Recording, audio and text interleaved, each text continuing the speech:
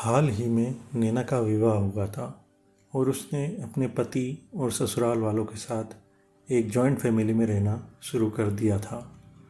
कुछ दिनों के बाद उसे पता चला कि वह अपनी सास के साथ नहीं रह सकती। नैना की सास रूढ़िवादी थी, जबकि नैना आधुनिक जीवन शैली जीने वाली लड़की थी। जल्द ही उनके बीच झगड़े होने लगे। कई महीनों के बीत जाने के बाद भी दोनों में से कोई भी अपना व्यवहार बदल नहीं पाया। समय के साथ साथ नैना और ज़्यादा आक्रामक हो गई और उसे अपनी सास से नफरत होना शुरू हो गई। वह सोचने लगी कि कैसे अपनी सास से छुटकारा पाया जाए। एक बार हमेशा की तरह जब उसने अपनी सास से झगड़ा किया और उसके पति ने अपनी माँ का साइड लिया, तब नैना गुस्सा हो गई और अपने मायके चली गई। नैना के पिता एक केमिस्ट थे। उसने अपने पिता को पूरी बात बताई। उसने अपने पिता से कहा कि उसे कुछ जहर दे ताकि वह अपनी सास के खाने में मिलाकर उससे छुटकारा पा सके, नहीं तो वो अपने पति के घर वापस नहीं जाएगी। नैना के पिता को यह सब जानकर काफ़ी दुख हुआ और उन्होंने अपनी बेटी से कहा, अगर तुम अपनी सास को जहर देती हो तो तुम और मैं दोनों जेल जाएंगे। ऐसा करना ठीक नहीं है। लेकिन नैना सुनने और समझने की हालत में नहीं थी। आखिरकार उसके पिता ने कहा, ठीक है, जैसा तुम चाहती हो वैसा ही होगा, लेकिन मैं तुम्हें जेल में नहीं देखना चाहता। उसके पिता अंदर से पाउडर लाए और कहा, हर दिन जब तुम दोपहर का भोजन या रात का भोजन करते हो तो अपनी सास के खाने में इसे मिला देना। इससे धीरे धीरे वह कुछ महीनों में मर जाएगी और लोग सोचेंगे कि वह प्राकृतिक रूप से मरी है। उन्होंने यह भी कहा, क्योंकि किसी को तुम पर शक नहीं होना चाहिए, इसलिए आज से तुम अपनी सास के साथ नहीं लड़ोगी, बल्कि तुम उनकी देखभाल करोगी। भले ही वो कुछ भी कहे, तुम गुस्से से बात नहीं करोगी और हमेशा शांत रहोगी।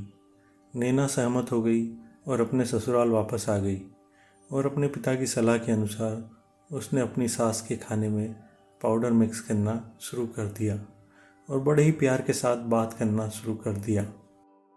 समय बीतने के साथ साथ नैना की सास का नेचर भी बदलना शुरू हो गया, क्योंकि नैना अब अपनी सास की बहुत देखभाल करने लगी थी। इसलिए उसकी सास भी उसके प्रति विनम्र होने लगी और प्यार से बात करने लगी। 5 महीने बीत गए और नैना खाने में पाउडर मिक्स कर रही थी, लेकिन अब घर का वातावरण बदल गया। कोई झगड़े नहीं थे, दोनों एक दूसरे की तारीफ करते।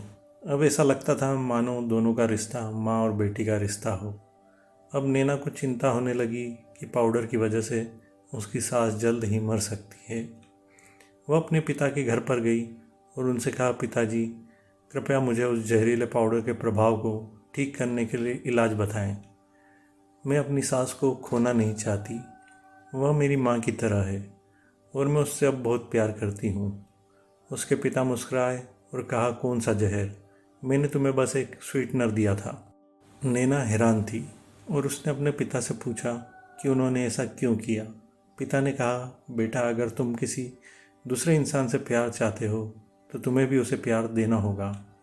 रिश्ते एक गाड़ी की तरह होते हैं और हम उन पर लगे पहियों की तरह। जब तक सभी पहिए ठीक से आगे नहीं बढ़ेंगे, तब तक गाड़ी ठीक से नहीं चल सकती। इसी बात का एहसास दिलाने के लिए मैंने ऐसा किया और तुम्हें अपने सास के प्रति नम्र रहने को कहा। तुम्हारी अच्छाई देखकर उन्होंने भी अपने आप को बदला और तुम्हें समझना शुरू किया। तुम दोनों ने एक दूसरे के लिए अपने आप को बदला। यही कारण है कि तुम अपनी सास के लिए आज मेरे पास भागते हुए आई हो। हर इंसान अपनी परिस्थितियों का शिकार होता है। यह अक्सर कई मतभेदों को जन्म दे सकता है। हालांकि हमें एक दूसरे को समझने की कोशिश करनी चाहिए और एक दूसरे के साथ एक स्वस्थ संबंध बनाने के लिए थोड़ा अपने आप को भी बदलना चाहिए। और जब इस तरह के मतभेद रिश्तों के बीच उठते हैं तो उनके प्रियजनों का कर्तव्य है कि वे उन्हें शांत रखें और सही रास्ते की ओर मार्गदर्शन करें। तो दोस्तों, आपको यह इमोशनल स्टोरी कैसी लगी? उम्मीद है कि ज़रूर अच्छी लगी होगी। अगर अच्छा लगे तो कमेंट करके ज़रूर बताएं और ऐसी ही और कहानियाँ पढ़ने के लिए सब्सक्राइब ज़रूर करिए।